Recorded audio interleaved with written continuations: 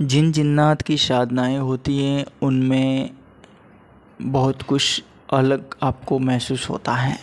ये साधनाएँ होती हैं एक प्रभावशाली साधनाएँ होती हैं और इस साधना को करने के लिए कोई सामान्य इंसान नहीं कर सकता, क्योंकि ये साधनाएँ होती हैं इनको करने पर वो जिस जिन्नों को आप बुलाते हैं वो उस साधक पर हावी हो जाते हैं। ये बहुत विशेष बात है। आप ऐसा सोचते हैं कि आप नए हैं और कोई जिन जिन्नात की साधना कर रहे हैं तो आप समझ लेना कि कोई खतरा मोल ले रहे हैं, आप खतरे में जा रहे हैं। क्योंकि ये शक्तियाँ ही ऐसी होती हैं कि शुरुआती दौर में किसी के भी कंट्रोल में नहीं रहती है और बाद में भी कंट्रोल में नहीं रहती हैं। ये शक्तियाँ हर बार कुछ न कुछ गड़बड़ करने की सोचती हैं।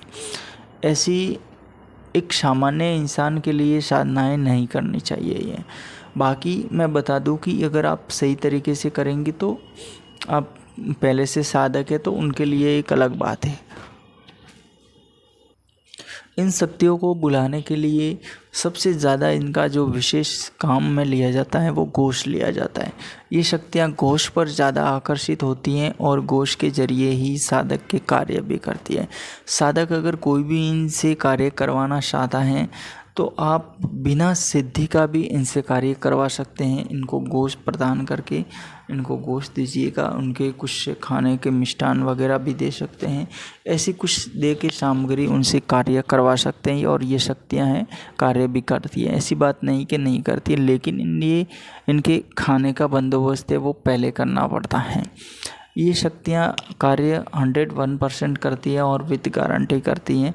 इनसे आप कोई भी कार्य षट कर्म करवा सकते हैं, जिसमें मारण मोहन सम्मोहन उच्चाटन सब कुछ ये करवाती हैं।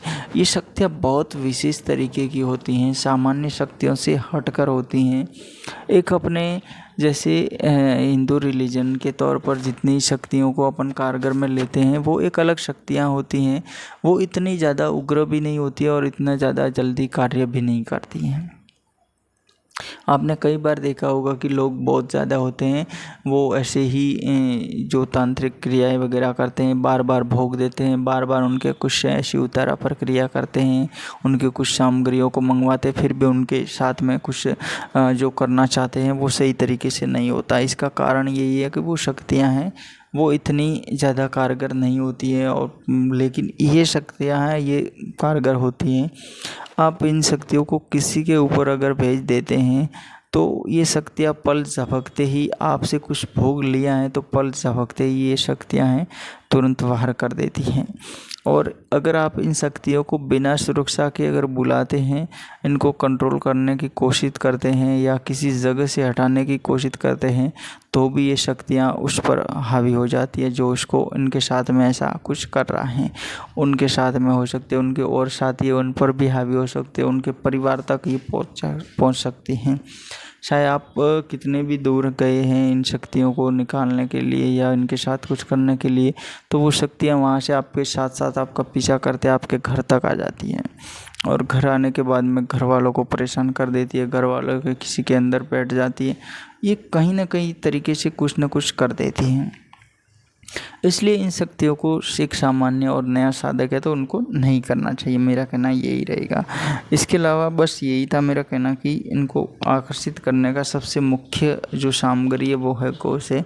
जिन जिन्नात हैं जो गोश्त पर जल्दी आकर्षित होते हैं और कुछ इत्र वगैरह भी इनको पसंद है और मिष्ठान भी पसंद है, लेकिन गोश्त पर इनको बहुत ज़्यादा पसंद है।